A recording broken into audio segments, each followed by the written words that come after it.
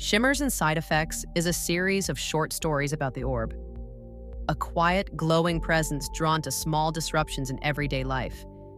It doesn't fix them, it notices. The day everyone forgot the color blue.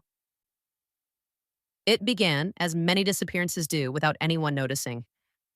One morning, the sky was simply pale. Not clouded, not gray, just a sort of agreeable absence. The sea reflected it faithfully, as always, a placid mirror of colorless vastness. Birds flew, boats sailed, but something had gone missing. Children pointed at crayons and said, "Is this purple?" Painters stared at their palettes and frowned. A man tried to describe his lover's eyes and found he had no words left. People blamed technology, then pollution, then memory. Someone said it must have been a trick of marketing.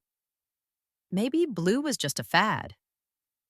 Others insisted it was there, just subtle, the way some dreams hide when you wake.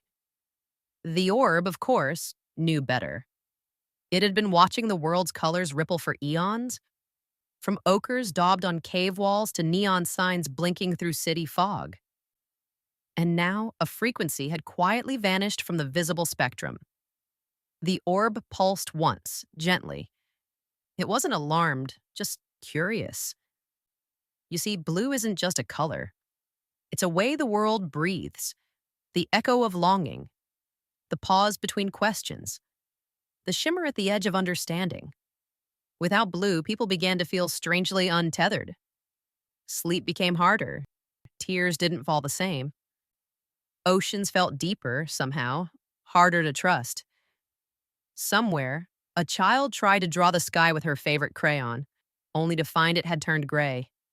She didn't cry.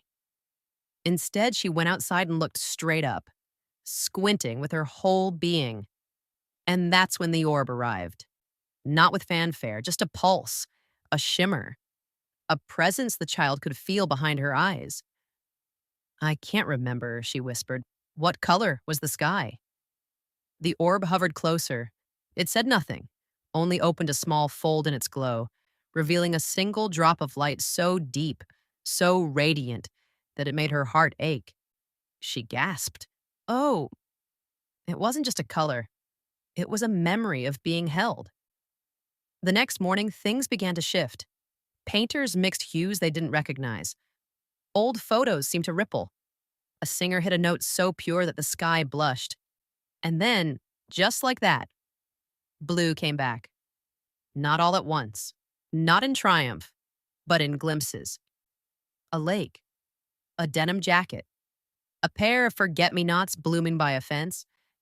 No one could quite explain what had happened, except the child, who now kept a small, orb-shaped stone in her pocket, the color of midnight just before the stars appear.